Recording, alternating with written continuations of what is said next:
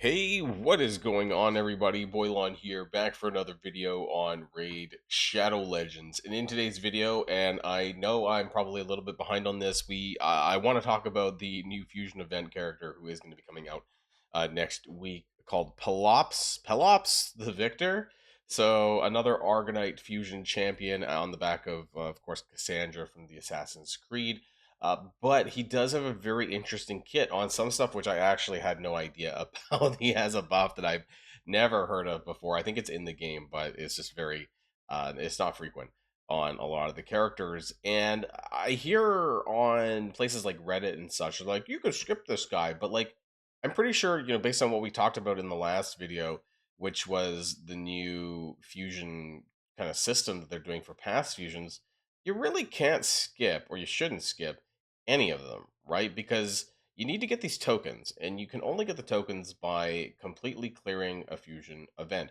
That being said, because he is part of the new Argonauts faction, without a doubt, you're going to want to start collecting some of these champions anyways, but we're going to break down the kit and see what kind of value outside of, say, a faction crisp purposes that we might actually want to use him with. So I'm pretty excited to talk about it. Before we get started with the rest of the video, though, of course, I do want to remind people that you can use the QR code in the top right hand of the screen to get Thol and Falbeard absolutely free, and these three amazing epics. We have Stag Knight now at level 10, Rector Drath at 20, and Farrakhan the Fat at accounts level 30. Never before seen before. And we have this amazing Void legendary champion by the name of Tuhanarak, and all you got to do is use the promo code Desert Queen in the first 48 hours of a brand new account.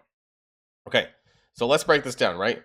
Let's go here, and we'll talk about the character, Palops the Victor. Right, he looks pretty badass. I gotta say, we talked about some of these. I think he was in that's sort of the road ahead, for Raid. The video that they did on YouTube. I think he was there, right, as one of the images. I just wasn't sure like what the baseline for aesthetics were for Argonite champions. Like, what's a rare, what's an epic, what's a legendary in terms of like the aesthetic that they've designed the characters for. But now we know a little bit. Anyways, so he's got a double-handed axe, which is pretty cool, and he has got this shield that has a Medusa head on it, obviously. So pretty cool there.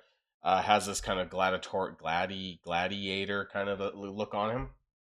Now, before we go anywhere, I want to start with his passive. I will remove my face because it'll be a bit easier to read. He does have an ally resist all battles aura. It's not that amazing by any means. 60 is okay, but it's not super a big deal. But his passive, this champion is immune to stun, HP burn, and petrification debuffs. Now, a lot of people are saying that this is going to counter a lot of strong PvP based characters, but it may also counter some use of the wand of fuck the wand that people use on the people. Why can't I remember the name of this damn item? That reflects the debuffs, right? Okay, I don't know what wand of. I was gonna say wand of illusions. That's not it, right? Good God, I don't know why I can't remember this for some reason. Anyways, moving on. Also, the immune to stun could be interesting for some players for if you still need it, or for like Demon Lord, right? Because if you put him in the yeah, you probably don't want to put him in the lead, I guess. But yeah, stun. I was just thinking of the punch, anyways, from Demon Lord. Whenever an enemy attacks this champion, has a 100% chance of placing an HP burn debuff on the enemy for 2 turns. Now, this is really big because on enemies, especially in the Grim Forest, where HP burn is actually really, really important. I forget the names of the bosses, I'll be honest, but other than Leshen, who is the last boss, who also you need to place an HP burn on, there's another guy, right? And I forget his name. Oh my god, I forget his name in Grim Forest, right? So what's his name? Fuck, what's the guy that this is my normal mode because I'm running this right now. Good, it's not that guy. It's not the poison guy. It's is it this guy? Or is this the freeze guy? Anyway, there's a guy reading. If Dragonel's yeah, so if Dragonel is not under an HP burn debuff, he will not reflect any damage. So again, really, really big here if you do need additional help on some of the bosses. Yeah, I think he's a really good character there, right? I think there's a lot of good things about this. So the chance decreases to 50% if this champion is under a decreased defense debuff. Now, there is some things in this kit here that basically you don't want him to be under decreased defense, right? So, or you need to cleanse it off or whatever. Occurs once per enemy skill. Whenever an enemy attacks, this champion has a 50% chance to place petrification 25% if he's under a decrease defense debuff. Now, petrification doesn't really land on bosses, right? So that's not really a thing there. So this part is probably more of a PvP aspect, but the HP burn stuff, this is all valid in PvE context. And I could see him being a very nice tank for Spider for newer mid-game players as well, right? So he is an HP based champion, which means that you are going to stack a lot of HP on him in order to, he's going to do for his damage that he's going to do. So I do like HP based champions, but they tend to not be as heavy hitting as, say, defense based champions or attack based champions. Now, his A1 does do a decreased attack debuff for 2 turns, so that's nice as well. Cannot be resisted or blocked if the target is under HP burn. So basically, if the enemy or boss is under HP burn, you don't need to have accuracy, which is pretty nice, I would say, at least for the A1 here. The A2, Gorgoa's Bane, attacks one enemy but ignores 50% of the target's defense if they're under HP burn. This damage inflicted increases by 10% for every turn remaining on any debuffs on this champion and the target. So more debuffs that Pelops is on, more debuffs that the target has. This could hit really hard, right? I'm really interested to see what kind of numbers can come out of this. If the damage inflicted by the skill is less than 50% of the target's max HP, so if it doesn't hit very hard, steal all buffs from the target and place a stun debuff on them for 2 turns, right? So that's pretty interesting. It's kind of like a consolation prize, I suppose, in PvP. These effects cannot be resisted if they're under HP burn. Okay, so there's some synergy here. Obviously, he does it himself, but if you want someone else to maybe go first and do it, that could be also a thing. A3, Victor's Bounty, on a cooldown of 3. So both of these skills are on a cooldown of 3 with books. Also, I was gonna say he needs 10 books overall. Okay, never mind. I thought that was a bit less. Active effect places a 50% increased attack buff and a magma shield buff on all allies for 2 turns. The value of the magma shield is equal to 30% of the champion's max HP. I had never heard of magma shield until this character, but apparently it's a thing. Also places a taunt buff on this champion for 2 turns. Now it doesn't do any damage, so just to be clear about that. It does have a very, very powerful passive, though.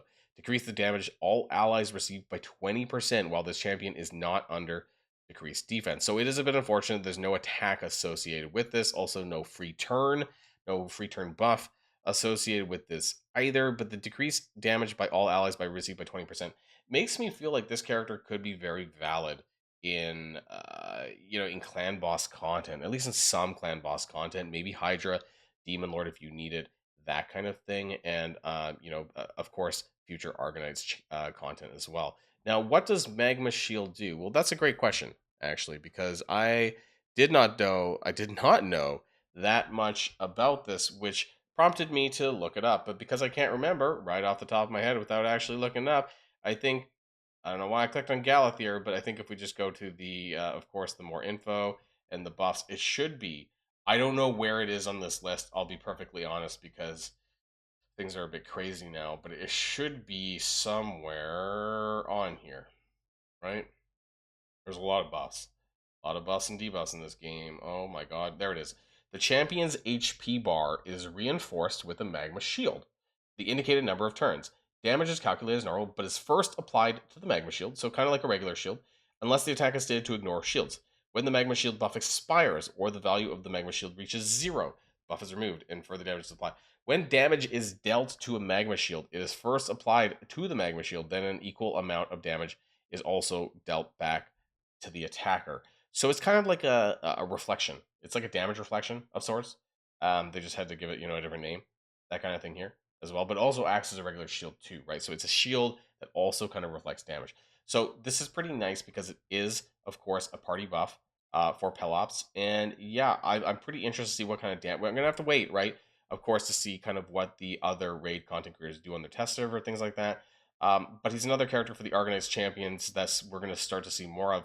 But we're going to need to have a selection of these characters when content for this eventually comes out. And that's what I'm kind of excited for to look forward to as well. So I'm curious what your guys' thoughts are. But of course, even if you're not super excited about it for whatever reason, you kind of want to do this anyways. Because if you want to get yourself some big name, future fusion characters or past fusion characters, you're going to have to do this, right? If you want to get yourself a Wixwell for some sort of Titus combination, you're gonna need to get other fusions done in order to get some of these characters. I'm hoping to be a Wixwell June July baby, but that's because I do have my Titus wherever the hell Titus is. I forget, he's in Bannerlords. I always forgot what what faction he is. Right, like I'm sitting on a Titus that can do absolutely nothing because I don't have the enabler characters that I need for this. So even if you're not really super hyped up about the Argonauts or this champion, you still want to do it anyways because that's eventually going to get you the fusion tokens that you need to work on some of these other characters. Now,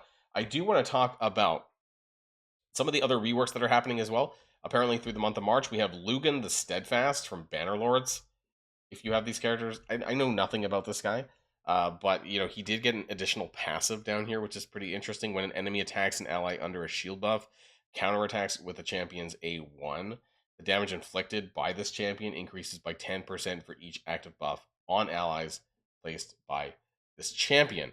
He's now doing an addition. He places a 60% increased defense buff, ally protection, and a shield buff on all allies. So he's a pretty decent, like buffer at this point in time. He does an AoE attack, so these are what I really like. You can pause the video if you want to take a look at this.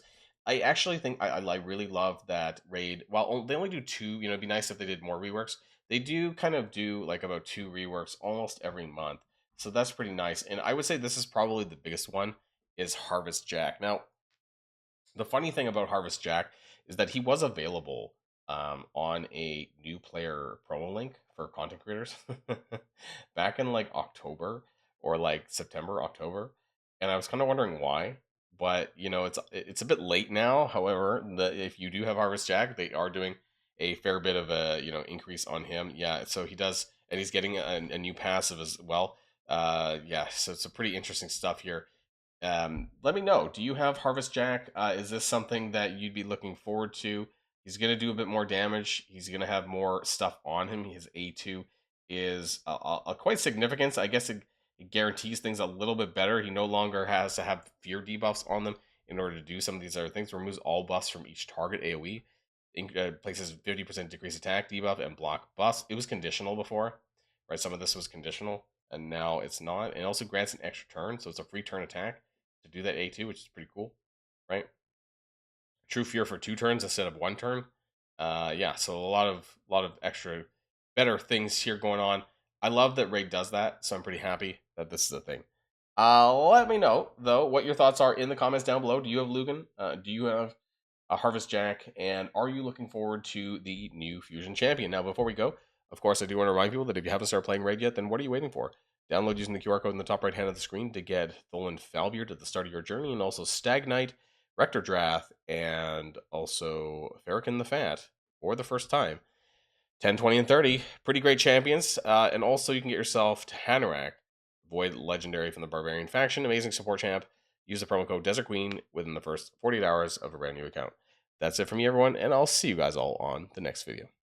And if you like this video, make sure you hit that subscribe button if you haven't already, and you'll be greatly helping out the channel. Have a great day, and I'll see you guys on the next one.